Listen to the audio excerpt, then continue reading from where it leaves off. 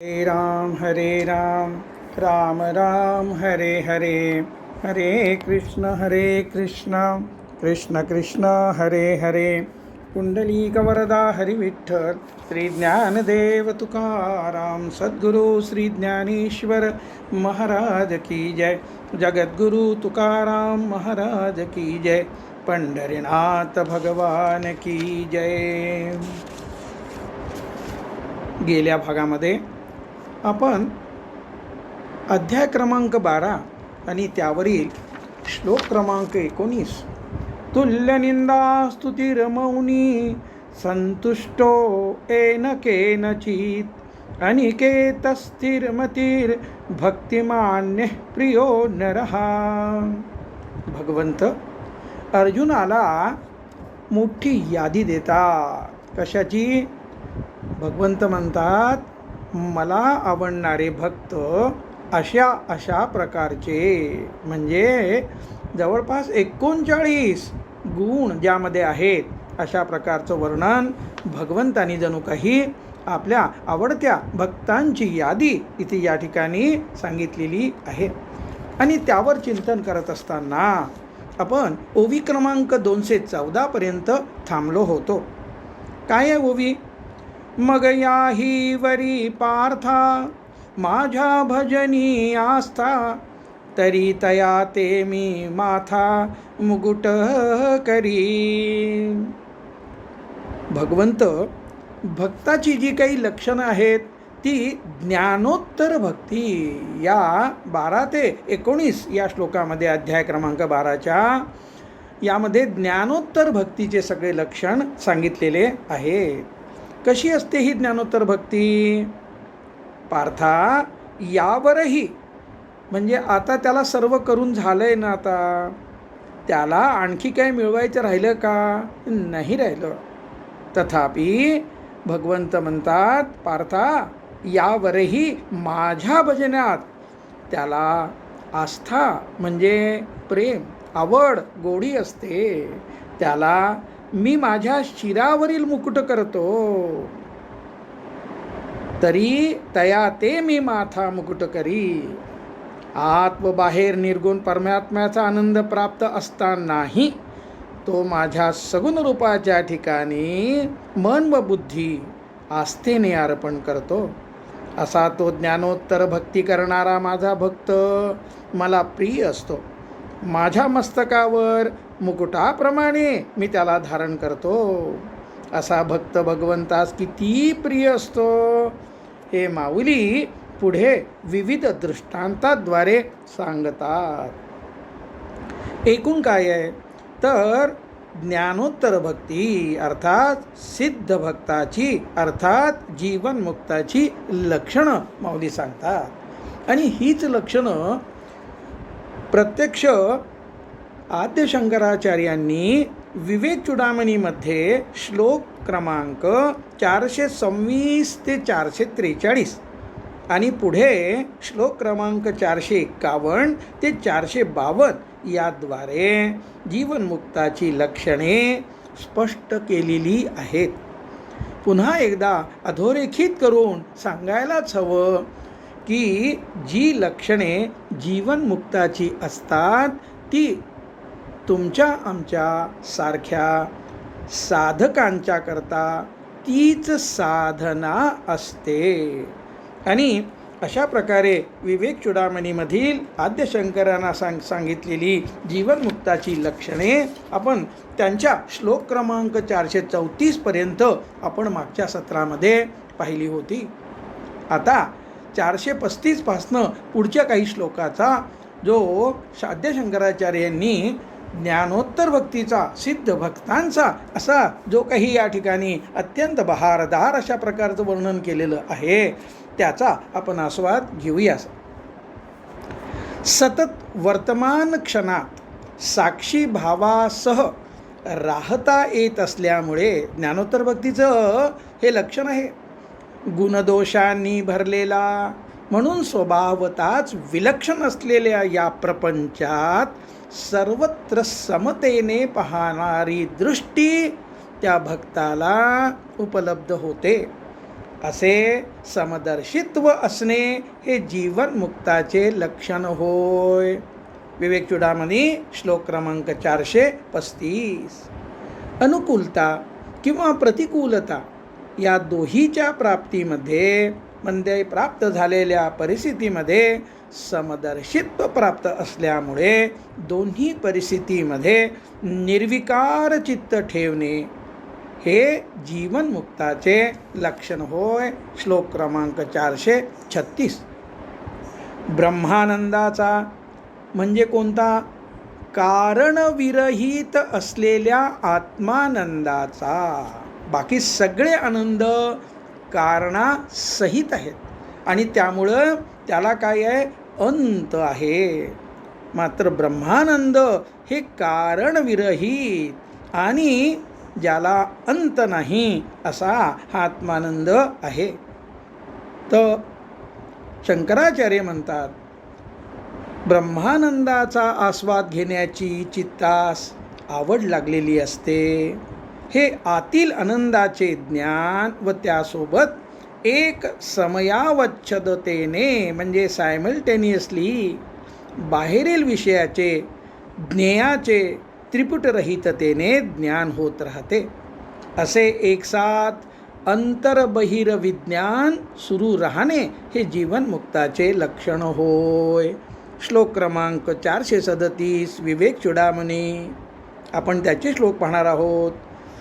देह, इंद्रिये इत्यादी उपाधीवर अनेक कर्तव्यावर म्हणजे सुरू असलेल्या करणीय कर्मावर देहाहंकार व कर्तृत्वाहंकार याद्वारे ममाहंभाव म्हणजे ममत्व व अहंभाव न ठेवता जो सतत साक्षीभावात स्थिर असतो तो जीवनमुक्त होय. श्लोक क्रमांक 438.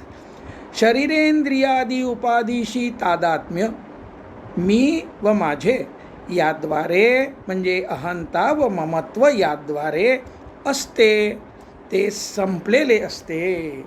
देह व इंद्रिये यांच्या ठिकाणी अहंता आणि या मीपणाद्वारे बाहेरील दृश्य ज्ञेय भोग्य यांच्याशी माझेपणा हे दोन्ही ज्याच्या ठिकाणी नसतात तो जीवनमुक्त होय. माझे मन, माझी बुद्धी असे स्वनिर्देशाने जाणणे हे अहंतेने अहंभावाने जाणणे व बाहेरील ज्ञेय भोग्य हे या निदेशाने जाणणे अर्थात इदम वृत्तीने जाणणे असे इदम अहम वृत्तीने जाणणे ज्याच्या अंगी नसते म्हणजे पूर्वी होतं पण आता संपलेले असते तो जीवनमुक्त होय. अहंता इदंता आपण समजण्यासाठी अध्याय क्रमांक 2 आणि ओवी क्रमांक 148 त्यातला एक छोटासा परिच्छेद आपण या ठिकाणी पाहणार आहोत. आपण इदम अहमवृत्ती समजून घेण्यासाठी यापूर्वी आपण ज्याचं चिंतन केलेलं आहे अशा अध्याय क्रमांक 2 आणि ओवी क्रमांक 148 मधला काही भाग पाहणार आहोत. इदम आणि अहम वृत्ती. जागृतावस्थेत असताना ज्ञाता ज्ञान ज्ञेय या त्रिपुटीद्वारे सर्वांना कळत असते. अर्थात ज्ञात्याला ज्ञेयाचे ज्ञान होत असते. अध्यात्मशास्त्रात महत्त्वाची असलेली ज्ञाता ज्ञान ज्ञेय ही त्रिपुटी पुढील प्रमाणे नेहमीसाठी लक्षात ठेवावी. व्यक्तीला म्हणजे ज्ञात्याला हा घट आहे, हा पट म्हणजे कपडा आहे असे स्वतःपासून भिन्न असलेल्या वस्तूचे म्हणजे ज्ञेयाचे त्या वस्तूकडे हे म्हणून निर्देश होऊन ज्ञान होत राहते, समजत राहते. त्याला इदम वृत्तीने जाणणे, हेपणाने जाणणे असे म्हणतात. त्या सापेक्ष जे मी मला माझे या निर्देशाद्वारे म्हणजे मीपणाने कळत असते त्याला अहम वृत्तीने जाणणे असे म्हणतात. माझा हात, माझे डोळे, माझे शरीर, माझे मत, माझी पत्नी, सत्ता, संपत्ती, कीर्ती याद्वारे मीची जाणीव होत राहणारे ज्ञान म्हणजे अहमवृत्तीने जाणणे होय. आत्म्याचा अनुभव अशा इदम आणि अहमवृत्तीने म्हणजे वृत्ती ज्ञानाने येत नाही, येऊ शकत नाही. म्हणून आत्मा अचिंत्य आहे असे भगवंतांनी या अध्याय क्रमांक 2 मध्ये सांगितलेले आहे. सारांश: वृत्ती प्रवाहात गुरफटून घेऊन वाहवत न जाता वृत्ती प्रवाहाकडे म्हणजे विचार प्रवाहाकडे साक्षी भावाने पाहत राहावयाचे. ध्यान करतानाच्या ज्या सूचना आहेत त्यातली अत्यंत महत्त्वाची सूचना साक्षी भावाने पाहावयाचे म्हणजे समुद्र, नदी, जलाशयाकाठी उभे राहून आपण लाटेकडे जसे पाहतो, त्या लाटांच्या आकारांचा अर्थ न लावता जसे निर्विकारपणे पाहतो तसे पाहावयाचे. ज्यावेळी ध्यान लागते त्यावेळी विचार प्रवाह, वृत्ती प्रवाह म्हणजे इदम आणि अहम प्रवाह आपोआप थांबलेला असतो आणि साधक स्वतःला पाहत असतो. अभिन्नत्वाने स्वतःला अनुभवत असतो. आणि माऊली म्हणून म्हणतात अध्याय क्रमांक 15 आणि ओवी क्रमांक 267 मध्ये असं म्हणतात, मग इदंतेसी वाळले जे मीपणे वीन डहारले ते रूप पाहिजे आपले आपण पची.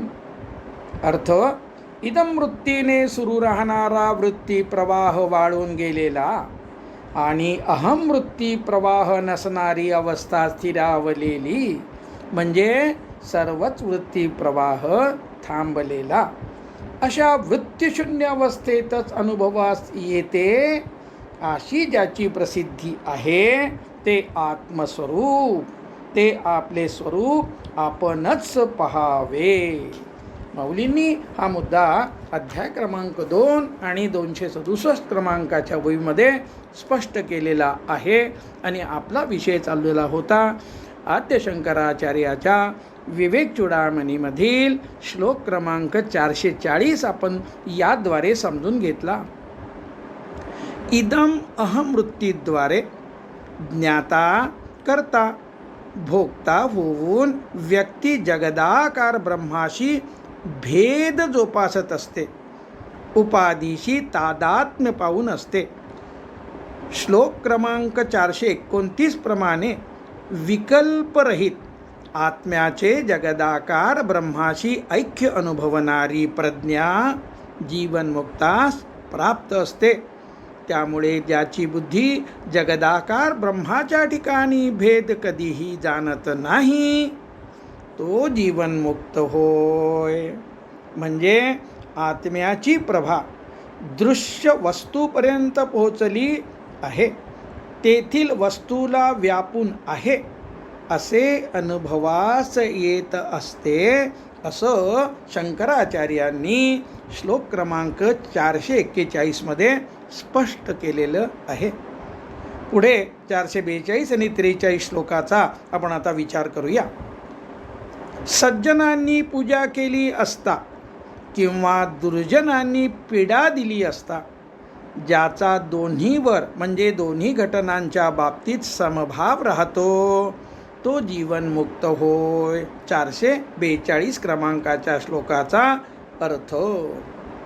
समतेची ही भूमिका पुढील प्रमाणे श्रीमद शंकराचार्य स्पष्ट करतात. समुद्रात नद्यांचे प्रवाह जसे पाण्यात पाणी मिसळण्याच्या पद्धतीने प्रविष्ट होतात, तद्वतच प्रारब्धवशात पुढे आणण्यात आलेले विषय कोणताही विकार उत्पन्न न करता ज्याच्यात विलीन होतात म्हणजे विकाररहितेने साक्षीभावात राहून भोगले जातात तो जीवनमुक्त होय. श्लोक क्रमांक 443. घटातील मद्याच्या सान्निध्यात आकाश असते, पण मद्याच्या दुर्गंधाने लिप्त होत नसते. मग लिप्त कोण होतं? वायू. वायू हा दुर्गंधाने लिप्त होतो, आकाश लिप्त होत नाही. त्याप्रमाणे आत्म्याच्या निकट असलेल्या शरीरेंद्रिये, मन, बुद्धी इत्यादी उपाधी आत्म्यास चिटकत नाहीत, लिप्त करू शकत नाहीत. आपले स्वरूप आकाशाप्रमाणे असंग आणि उदासीन म्हणजे पक्षपात न करता निर्विकारतेने प्रकाशित करणारे साक्षी चैतन्य असल्याचे आणि सुरू असलेल्या कर्माने किंचित देखील चुकून देखील लिप्त होत नसल्याचे स्पष्टपणे जाणवते. हा अनुभव वर ओवी क्रमांक 180 मध्ये आणि अध्याय क्रमांक 9 ओवी क्रमांक 412 ते 414 मध्ये माऊलींनी सांगितला आहे आणि त्यातला आपल्याला काही भाग या ठिकाणी चिंतनासाठी विचारात घ्यावयाचा आहे. याच अध्यायातील ओवी क्रमांक 180 अशी आहे. व्यापक उदास जैसे का आकाश, तैसे जयाचे मानस सर्वत्र गा. आणि यावर चिंतन करताना साक्षी भाव काय असतो? उदासीनत्वे सतिबोधा साक्षी, म्हणजे उदासीनतेने म्हणजे पक्षपात न करता निर्विकारतेने जे प्रकाशित करते ते साक्षी चैतन्य होय.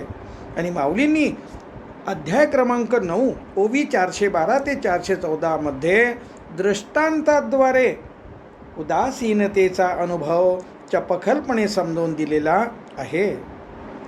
उसने आणलेल्या दागिन्यांची किंमत कळते, कलाकुसर आवडते, पण मी व माझेपणा नसतो, कारण दागिने उसने आणलेले आहेत. त्याप्रमाणे शरीराबाहेरील सर्व वस्तू, स्त्री, पुत्रादी संपत्ती इत्यादीबद्दलचे व्यावहारिक महत्त्व कळत असतानाच त्या भक्तास त्या सर्वाबद्दल उदासीनता म्हणजे निर्लिप्तता, तटस्थता, साक्षीभाव जाणवत राहतो. माऊलींची ओवी क्रमांक 412चा अर्थ. स्वतःच्या शरीराबद्दलही भक्तास अशीच उदासीनता असते. वाऱ्याने फुलातील सुगंध नेल्यावर देठाला जसे ओस म्हणजे सुकलेले मृतवत फूल शिल्लक राहते, तसे प्रारब्ध भोगण्यासाठी कृतकृतार्थ झालेले शरीर शिल्लक असल्याचे तो भक्त अनुभवत असतो, असं माऊली ओवी क्रमांक 413 मध्ये म्हणतात. भगवंत म्हणतात पुढच्या ओवीमध्ये माऊलीचे शब्द आहेत. एर अवष्टंभुजो आघवा, तो आरुढोनी मदभावा, मजचिया तू पांडवा, पैठा जाहला. ओवी क्रमांक 414. अर्थ असा झालेला त्याचा अहंकार म्हणजे नावापुरता उरलेला सर्व अहंकार माझ्या स्वरूपी ऐक्यभावास येऊन माझ्यातच म्हणजे आत्मरूपी होऊन आत्म्यातच स्थिर झाल्याचे तो अनुभवतो. 414 ओवीचा अर्थ. मग माझी नित्य असलेली जी स्वरूप शांती तीच त्याची स्थिती व तेज म्हणजे शोभा असते. किंबहुना माझ्या जीवानेच तो जगत असतो. शरीर त्याचे व आतला जीव मी म्हणजे भगवंत असे त्याचे जीवन असते. माऊलींनी हे स्पष्ट केलेले आहे ओवी क्रमांक 429 मध्ये. हा सर्व जो काही आपण चिंतन करतो आहो तो अध्याय क्रमांक 9 मधील ओव्या आहेत, हे लक्षात ठेवा बरं. पुढे 430व्या ओवीमध्ये माऊली म्हणतात, हे पार्था, माझ्या प्राप्तीची जर तुला इच्छा असेल तर माझी भक्ती क्षणभरही विसरू नकोस. ओवी क्रमांक 430. माझ्या ठिकाणी अनन्य होण्यातच सार्थकता आहे. ओवी क्रमांक 456. अशा प्रकारे या ठिकाणी माऊली आपल्याला चिंतनाद्वारे ही गोष्ट अधिक स्पष्ट करून सांगतात. काय म्हणतात पुढे माऊली? वरीलप्रमाणे सिद्ध भक्तांची जीवनमुक्ताची लक्षणे म्हणजे अर्थात अनुभव श्लोक क्रमांक 13 मधील अद्वेष्टापासून प्रस्तुत श्लोकातील भक्तिमान या लक्षणापर्यंत सांगितलेली आहेत. त्यापैकी भक्तिमान हे लक्षण प्रस्तुत ओवी 214 आपण ज्या ओवीचं चिंतन मागच्या सत्रातनं सुरू केलेलं आणि अपूर्ण होतं म्हणून आपण पूर्ण करतो या ठिकाणी करत आहोत पासून माऊली सांगत आहेत. त्यामुळं ओवी क्रमांक 214 आणि त्याचा अर्थ आपण पुन्हा वाचला तरी योग्यच ठरेल. ओवी क्रमांक 214 अशी आहे. मग याही वरी पार्था माझ्या भजनी आस्था तरी तया ते मी माथा मुकुट करी. यापूर्वीच आपण त्याचं चिंतन याच सत्रात केलं होतं. ज्ञानोत्तर भक्ती सर्व मिळालेलं आहे, आता काही मिळवायचं राहिलेलं नाही. आणि तसं असताना सुद्धा भगवंत म्हणतात पार्था याही वरी माझ्या भजनात त्याला आस्था प्रेम आवड गोडी असते बरं. त्याला मी आणि माझ्या शिरावरील मी मुकुट करतो. म्हणजे भगवंताच्या शिरावर जो मुकुट असतो तो मुकुट म्हणजे असा ज्ञानोत्तर भक्त होय. यापुढे पुढचं आपण वाचन प्रेम भक्तिरसपूर्वक करूया आणि ओवी क्रमांक 215 या ओवीपासनं पुढचं आपण चिंतन समजून घ्यायचा प्रयत्न करूया. माऊली म्हणतात उत्तमासी मस्तक खाल विजे हे काय कौतुक परी मानू करीती तिन्ही लोक पायवनिया. ओवी क्रमांक 215 अध्याय क्रमांक 12. उत्तम भक्तापुढे मस्तक नम्र करणे म्हणजे वाकविणे अर्थात झुकविणे. यात काय विशेष आणि कौतुक आहे. उत्तम भक्ताच्या चरणोदकाला त्रैलोक्यमान देतो. पायवनिया त्याच्या चरणाला सगळं त्रैलोक्यमान देतंय असं या ठिकाणी भगवंत स्पष्ट करतायत बरं. तरी श्रद्धा वस्तूसी आदरू करिता जाणिजे प्रकारू जरी होय श्री गुरु सदाशिव. 216 अर्थ जिच्यावर श्रद्धा असते ती श्रद्धा वस्तू जसे सिद्ध भक्त भगवंत श्री गुरु गुरुने दिलेला मंत्र किंवा सांगितलेली साधना तसेच ज्ञान. या श्रद्धा वस्तूचा आदर कसा करावा. हा प्रकार जाणावयाचा असेल तर त्या श्रद्धा वस्तूशी कसे एकरूप व्हावयाचे, ती श्रद्धा वस्तू कशी अनुभवायची हे आत्मसात करावयाचे असेल तर भगवान शंकरांना गुरु करून घेणे आवश्यक आहे. अर्थात या अध्यायातील ज्ञानाची अपरोक्षानुभूती येण्यासाठी भगवान शंकर प्रणीत साधना अत्यंत उपयुक्त आहेत हा त्याचा भावार्थ. विविध दृष्टांतामध्ये माऊलींनी या साधना गुंफलेल्या आहेत. शांकरी विद्येच्या या साधना माऊलींना नाथपंथातून त्यांच्या सद्गुरूद्वारे प्राप्त झालेल्या आहेत. अध्याय क्रमांक 18 आणि ओवी क्रमांक 1751 ते 1759 आपण पाहूया. तिथे माऊली आपल्याला काय सांगतात त्याचं चिंतन या ठिकाणी आवश्यक आहे. आपण केवळ ओव्या पाहणार आहोत. अध्याय क्रमांक 18 आणि ओवी क्रमांक 1751 ते 59. ऐसे श्री निवृत्तीनाथाचे गौरव आहे जी साचे ग्रंथुनो हे कृपेचे वैभवतीये.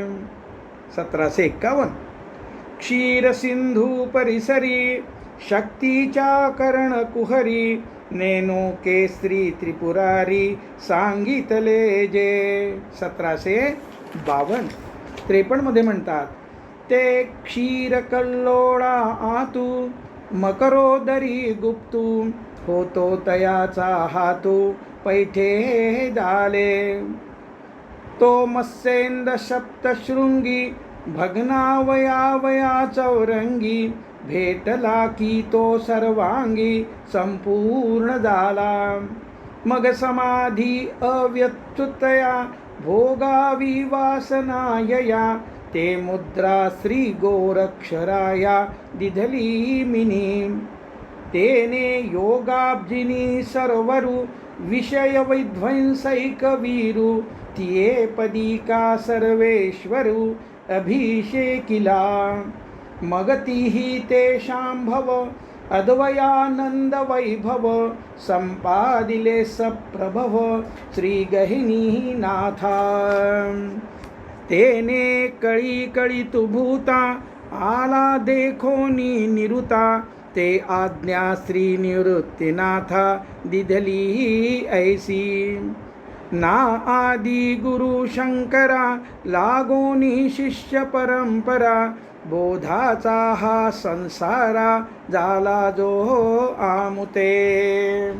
अर्थात तेथे माऊलींनी त्यांच्या गुरूंच्या श्री निवृत्तीनाथांच्या संप्रदायांची सुरुवात भगवान शंकरापासून झाली असून ती पुढील प्रमाणे असल्याचे सांगितले आहे. सुरुवात भगवान शंकर, पुढे मत्स्येंद्रनाथ, पुढे गोरक्षनाथ, पुढे गहिनीनाथ आणि नंतर श्री निवृत्तीनाथ. आणि यापैकी श्री मत्स्येंद्रनाथ हे भगवान विष्णू आहेत असे ओवी क्रमांक 1752 मध्ये स्पष्ट केले. आत्ता ते आपण पाहिले. तसेच माऊली स्वतः भगवान विष्णूंचे अवतार आहेत, आपल्याला हे ज्ञात आहेच आहे. परी हे असो आता, महेशा ते वानिता, आत्मस्तुती होता संचारू असे. ओवी क्रमांक 217. माऊली म्हणतात, भगवान श्रीकृष्ण म्हणाले, तरी हे असो. भगवान शंकराची स्तुती करण्याने आत्मस्तुतीच होणार आहे. कारण मागील ओवीत दिलेल्या गुरु परंपरेत मत्स्येंद्रनाथ व स्वतः माऊली हे भगवान विष्णू आहेत. कारण मी व शिव तत्वरूपाने एकच आहो. यया लागी हे नोहे, म्हणितले रमा नाहे, अर्जुना मी वाहे शिरी तया ते. 218. लक्ष्मीपती म्हणतात, याकरता हे वर्णन नको. तदनंतर प्रस्तुत विषय पुन्हा सांगतात, अर्जुना मी अशा भक्तांना माझ्या शिरावर धारण करतो. पुढच्या ओवीमध्ये माऊली सिद्धांत सांगतात, जे पुरुषार्थ सिद्धी चौथी, घेऊनिया पुलिया हाती, रिगाला भक्तिपंथी जगा देतो. माऊली म्हणतात, कारण की तो भक्त चौथी म्हणजे पुरुषार्थ सिद्धी म्हणजे धर्म, अर्थ, काम, मोक्ष या 4 पुरुषार्थापैकी चौथा म्हणजे मोक्ष आपल्या हाती घेऊन जीवन मुक्तावस्था प्राप्त करूनही भक्ती मार्गात रमला आहे. मोक्ष संपादन करणे व ज्ञानोत्तर भक्तीत राहणे यासाठी स्वतःचे उदाहरण इतरांना उपलब्ध करून देत आहे. आता अध्यापनाची साधना सांगणारी माऊलीची ओवी. कैवल्याचा अधिकारी, मोक्षाची सोडी बांधी करी, की जळाची ये परी तळवटू घे. कैवल्याचा अधिकारी, मोक्ष देण्यास, मोक्षप्राप्तीच्या साधनात शिकविण्यास समर्थ असणारा असा असूनही पाण्यापेक्षा नम्र असतो. सोडी बांधी म्हणजे कोणती साधना कोणाला द्यावी याचा अधिकार असणारा असा तो भक्त असतो.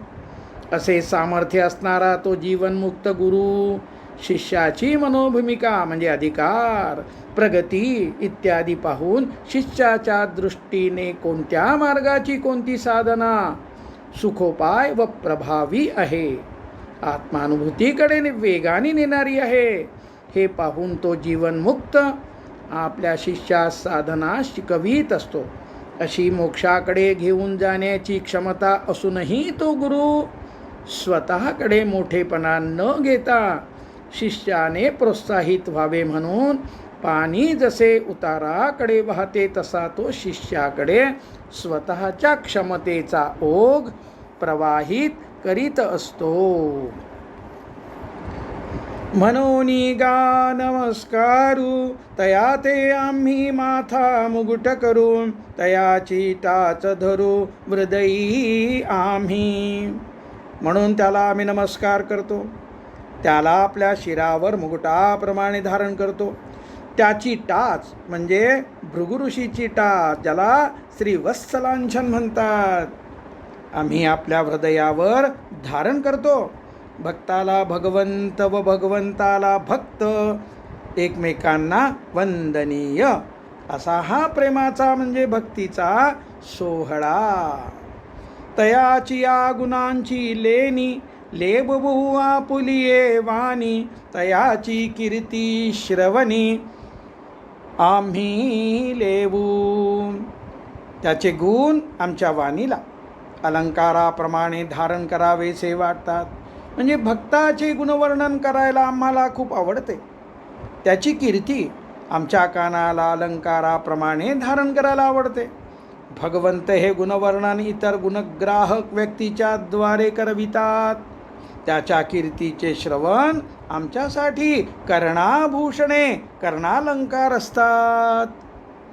तो पहावा हे डोहळे मनोनी अचक्षुसी मज डोळे हातीचे नीलीला कमळे पुजूतया ते. त्याला पहावे असे डोळे आम्हास होतात, म्हणून डोळे रहित म्हणजे निर्गुण निराकार असलेला मी नेत्रवान होतो आणि लीलेद्वारे हातात कमलपुष्पांना धारण करून त्याची म्हणजे भक्ताची पूजा करतो. पांडुरंगाच्या मूर्तीच्या हातातील कमळ दर्शन घेणाऱ्या भक्तांच्या स्वागतासाठी पांडुरंग दोन्ही हात आपल्या कमरेवर देऊन तिष्ठत उभे आहेत. माझा भक्त केव्हा येतो त्याचं स्वागत मी कमलपुष्प देऊन केव्हा करतो आणि त्याला कडकडून मिठी मारतो. या ठिकाणी पांडुरंग जो आहे पंढरपुरात भक्तांची सतत वाट पाहत असतात. दोवरी दोन्ही भुजा आलो घेऊनी अलिंग यावया लागोनी तयाचे अंग. चतुर्भुज सगुण रूप धारण करून त्याला प्रत्यक्ष आलिंगन देण्यासाठी आलो. भक्ताला सगुण साक्षात्कार देण्यासाठी मी रूप धारण करीत असतो. दोन भुजांनी आलिंगन देणे जणू कमी पडते, म्हणून भगवंत म्हणतात मी चतुर्भुज झालो. तया संगाचे निसुरवाडे मज विदेहा देह धरणे घडे किंबहुना आवडे निरूपमू. त्याच्या बाबतीत मिळत असलेल्या आत्यंतिक सुखामुळे विदेह असलेला मला देह धारण करणे घडते. किंबहुना आत्मानुभूती प्राप्त असूनही भक्तिमार्गात असलेला भक्त मला किती आवडतो याला उपमाच नाही, असं भगवंत म्हणतात. पुंडलिक वरदा हरी विठ्ठल श्री ज्ञानदेव तुकाराम सद्गुरु श्री ज्ञानेश्वर महाराज की जय. गोपाल कृष्ण भगवान की जय. विठ्ठल विठ्ठल विठ्ठल विठ्ठल विठ्ठल विठ्ठल विठ्ठल विठ्ठल. पुंडलिक वरदा हरी विठ्ठल श्री ज्ञानदेव तुकाराम सद्गुरु श्री ज्ञानेश्वर महाराज की जय. जगद्गुरु तुकाराम महाराज की जय. पंढरीनाथ भगवान की जय.